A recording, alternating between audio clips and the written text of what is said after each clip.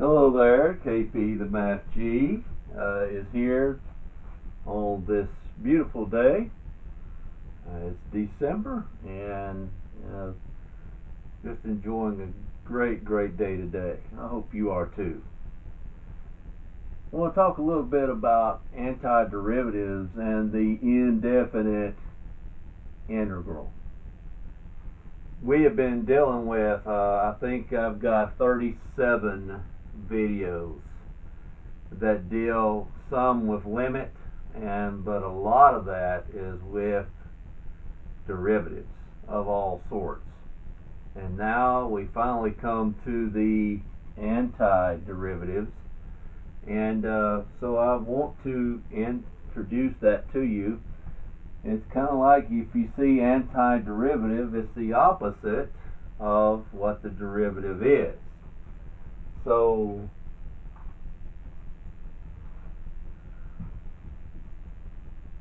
my cat has decided to join me. Let me open the door for her. Okay. Sorry about that. See if I will make another trip through here, but anyway. Alright, the integration sign looks like this. Like a summation of something. You're adding something up. And let me emphasize something here to kind of get this in your mind early. When we talked about a derivative, we dealt with velocity, that would be feet per second. When we dealt with the derivative of velocity, we got the acceleration, feet per second squared. It's always a rate, okay? Distance over time, miles per hour, feet per second squared for the derivative of the velocity. But when we talk a little bit about the antiderivative, it's not how fast is the water going through the pipe, it's how much water is in the tub. Okay? So that's what we're talking about here. It's not how fast the oil is going through the engine, it's how much oil is in the oil pan.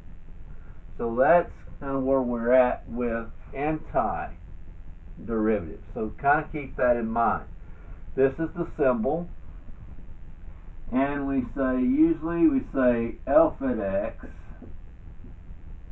dx, and later on when we start getting into the Riemann sum, we'll start seeing what this actually means, okay?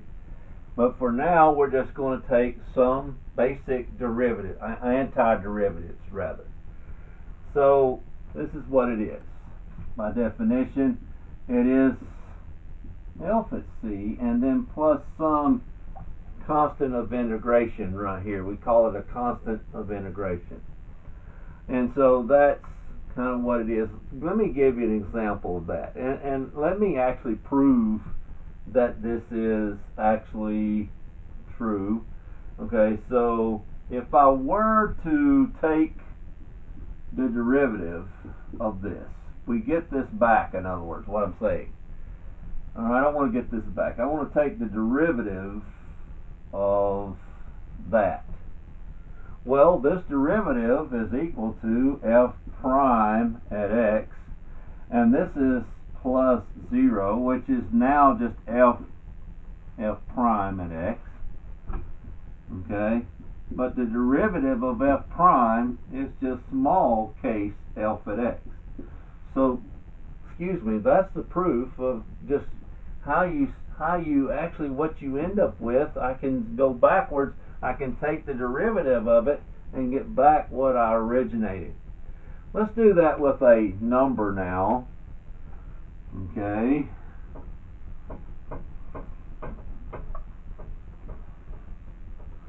Okay, bear with me while I erase this. Okay.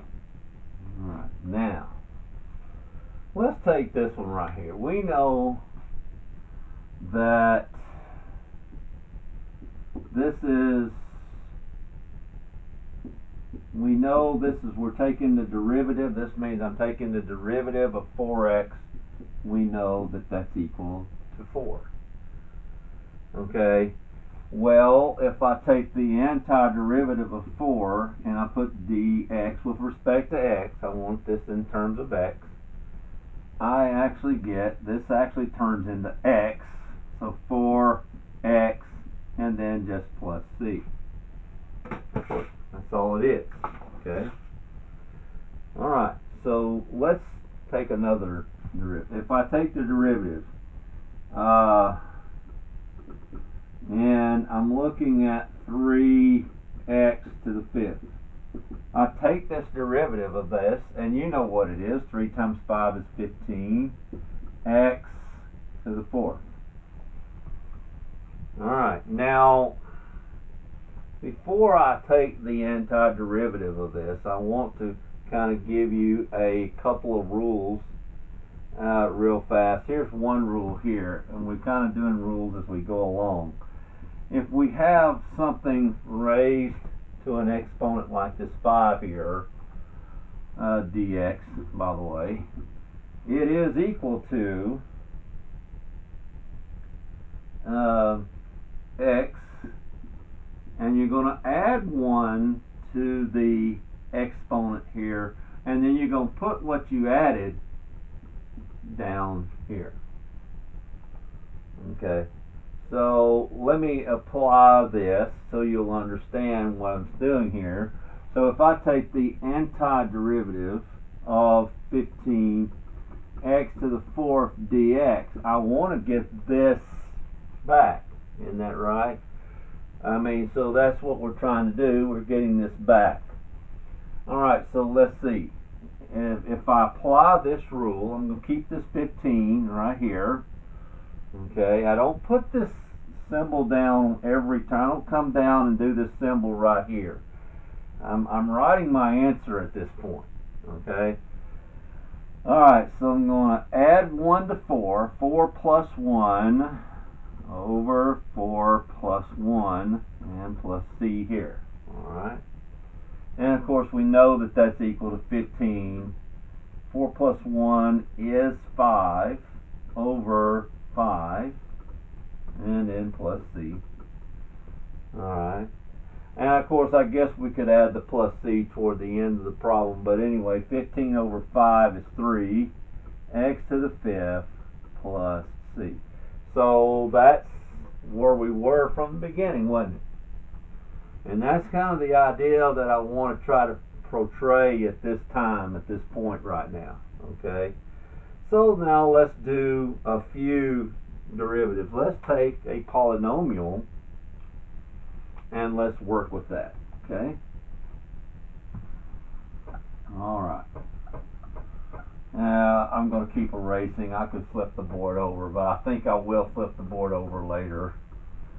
Okay? Alright. Again, thank you for bearing with me. I appreciate this very much. Okay, let's go ahead and do a few problems now. Alright, so let's try it. And I want to start with this one. Alright, I want to take the interval. Alright. 5x to the 4th plus 7x cubed minus 10x squared minus 14 dx. Okay. Alright, I want to take this. This is an antiderivative. Okay. Now remember, if you just remember that rule, all you're doing is adding 1 to your exponent and throwing down the answer below that. Okay. So let's do that. That's going to be equal to, now no more of this. Don't bring this down like this. No. We're not doing that. Okay. Now at this point you're writing your answer. Okay, so 5 x to the 5th divided by, let's see, 5. Whatever this is comes down here. We're going to simplify in just a little bit. Plus 7 x to the 4th over 4. See what I just did? Minus 10 x to the 3rd over 3. Okay. Minus 14, and then just remember when we took the derivative of 14, it's 14x, it was just 14, wasn't it? Alright, and now plus c. And then all of a sudden I'm just going to rewrite this now. 5 over 5 is gone, so this is now x to the 5th plus, and we could put 7 over 4 like this. X to the 4th minus 10 to the 3rd x cubed, okay, minus 14x, and then don't forget the plus c. Many students forget this right here. They forget to add this plus c. And it is important, which we don't have time to discuss why it's important at this moment. Okay, what you're doing, if you could get a graph of this, you could get a family of these, you know, whatever the graph looks like. But then when we do finally figure out what C is, then we're going to give a particular solution, a particular graph. Okay, but right now we do need that constant here. Okay, the constant of integration needs to be here. Alright, so bear that in mind. This is pretty straightforward, isn't it? Okay. Another thing that we could do,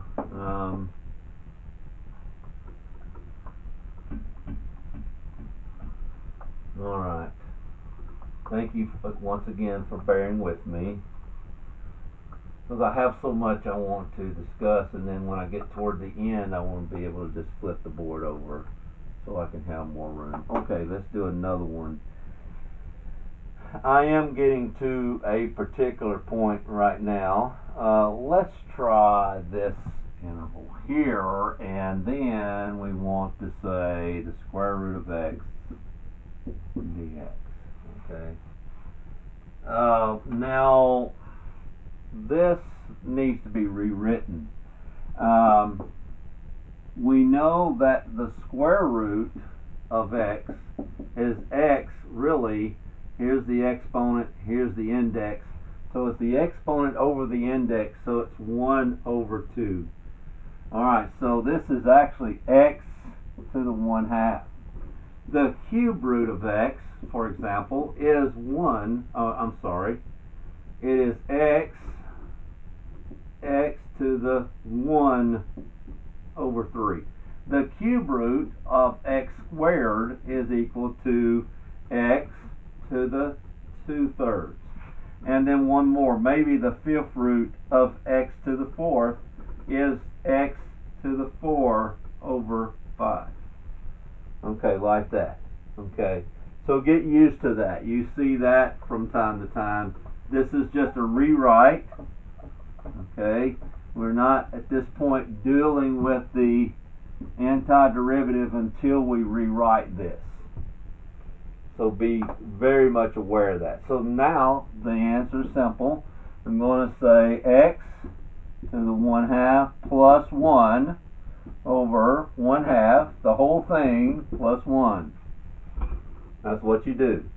And if the denominator is 2, I'm going to rewrite 1 as 2 over 2. I'm going to write this 1 as 2 over 2. Okay. Had it been 1/3, I'm going to say, if I added 1 to that, I would say 1/3 plus 3 over 3. Like that. I keep the same denominator. See what I mean? Okay. And now plus c, of course. Okay.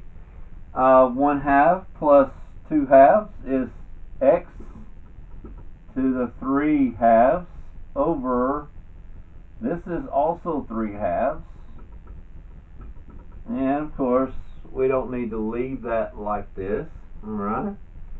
Let me just kind of give you an idea. If I had something like 1 over A over B like this, this is actually just B over A. And I can show that to you. It's 1 divided by A over B. Remember, you change the times and take the reciprocal, and that's just B over A. So really this 2 over 3 is now really 2/3 x to the 3/2 plus c.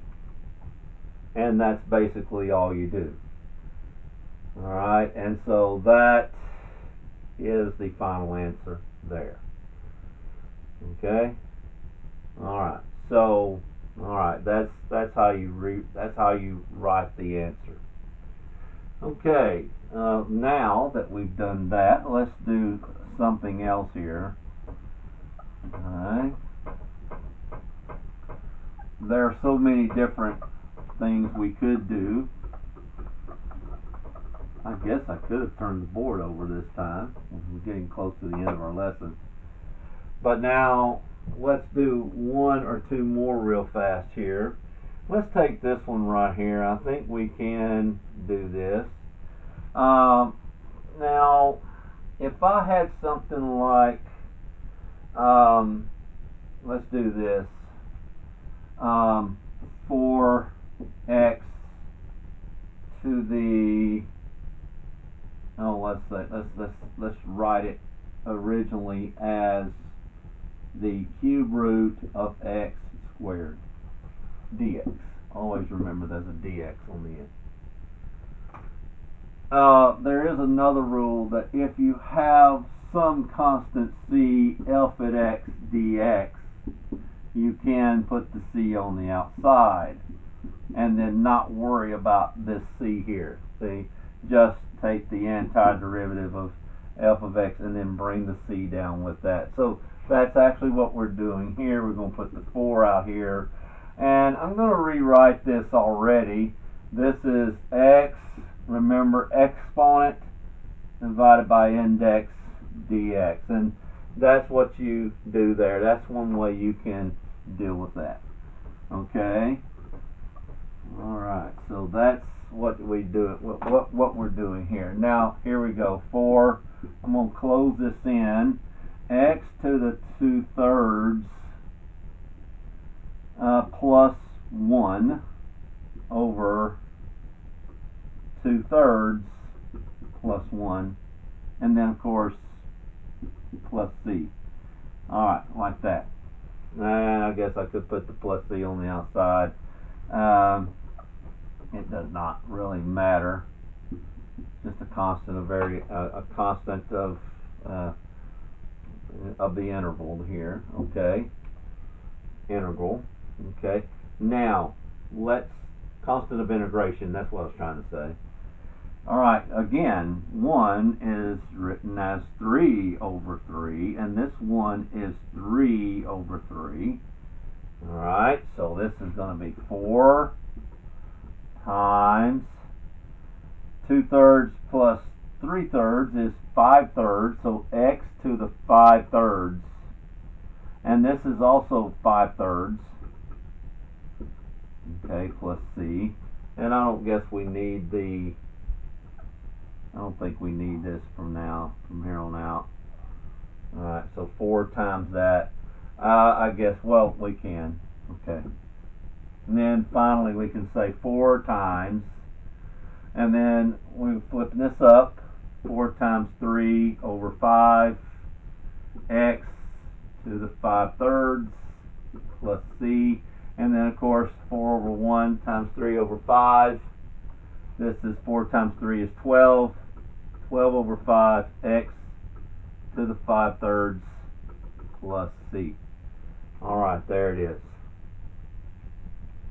Alright, and that's basically what I want to show. Let's do one more and then we're going to stop our lesson. But this has been really good. I hope this has been helpful to you.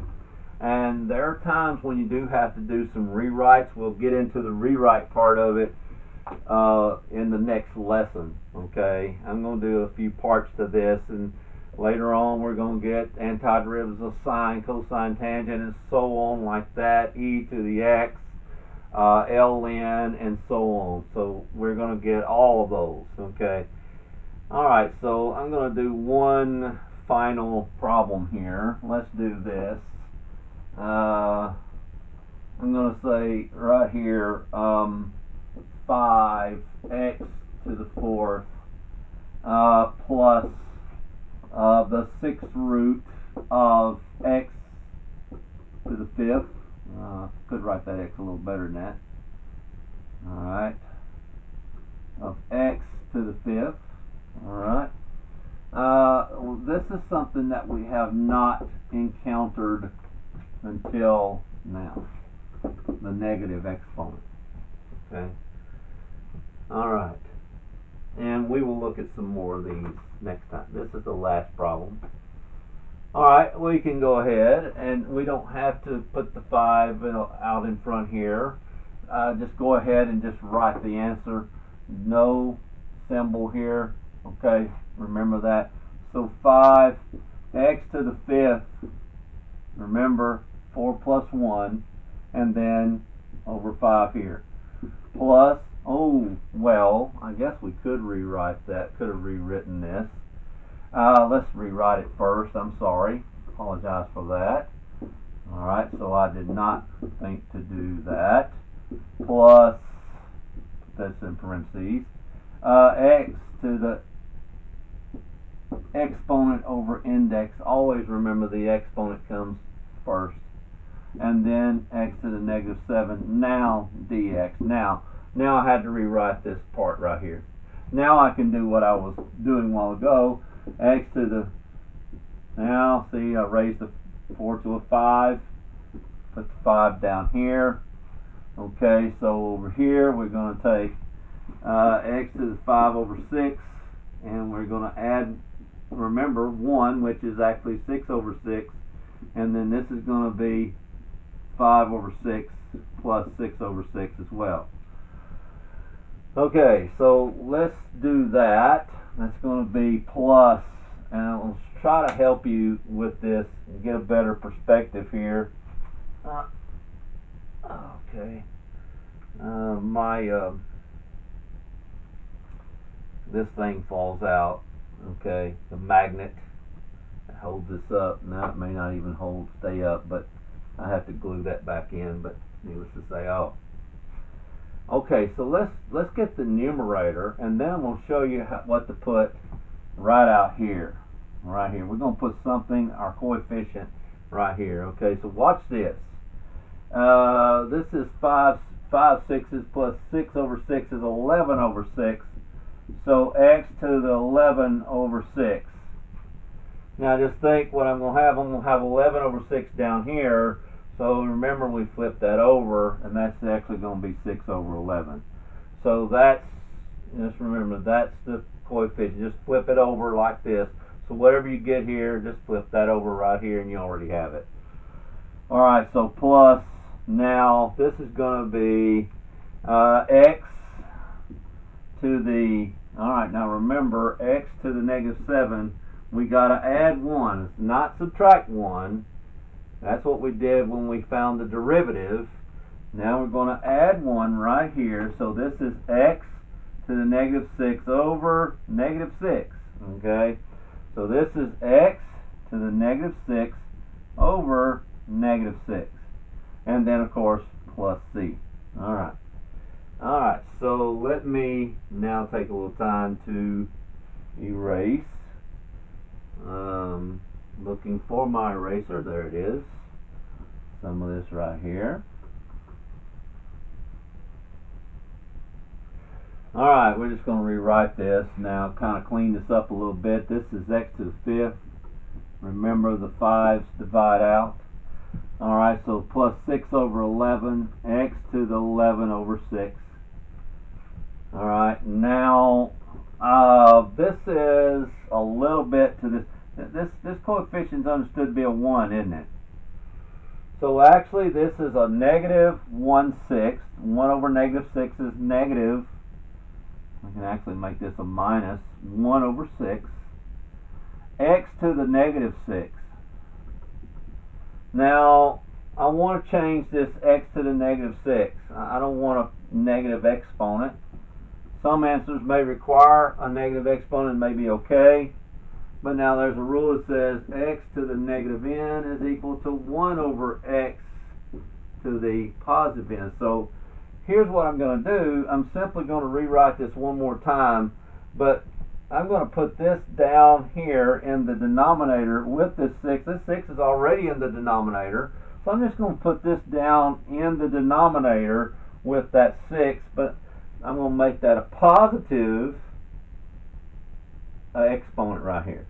So right here, I'm just going to rewrite this. This is equal to, alright, so I might have to write a little smaller, x to the 5th plus 6 over 11, x to the 11th power over 6. Okay, so minus 1 over 6 x to the positive 6 right here. And now plus c. Alright. Alright, that is a lot cleaner. I don't know if sometimes they may want that it's okay to keep this. Just keep in mind that that the 6 is already negative down here. I just made this a negative 1/6. I just pulled it out from right here. And then I just stuck this down here, but with the positive, made this exponent here positive right here. Okay, a little practice of that. I know this is a weird looking answer, but you know, if this represented, for example, if this part right here represented the acceleration, this part right here, which is not going to look like this, believe me, but if this represented acceleration, this represents velocity, which that's not going to look like a velocity equation here. You're not going to have that modeled like this at all, really. If this represents, say, feet per second, this represents feet. All right, not per second. Okay, because now it's how far did you go. Okay. If this represented gallons per minute, this represents the number of gallons. Okay, which later on we're going to look at what we call the definite interval. We're going to look at it from time 0 to time, say, 2 minutes or something like that. So after 2 minutes, between, you know, for that period of time, how much water, when the waters ran that long at this rate, how much water did you accumulate? Okay, from time t equals 0 to t equals 2. So we'll get into that later on. Okay, well, anyway, that's pretty much how you do this. Again, just taking the power, you're adding 1 and putting that in that denominator like this. And remember, if you get a fraction here, just flip it over right here. If you get a negative number, put that down here. You can put that down here and make it positive. Okay, that's everything that I wanted to show. And my magnet is not hanging on. It did. Okay. Again, this is KP the Math G. I would want to ask you to, if you will, to subscribe, if you'd like to. And then after I I have to process the video. After the video is processed, that takes about 30 minutes. Then you can put your comments down below that. Feel free to do that too, because I want to know if I could do something better. Okay, I always want to be better than what I have been. And if you like this, yeah, go ahead and give a thumbs up on that as well. Okay, that's everything I have for today. This is KP the Math G signing off. Have a great and wonderful rest of your day.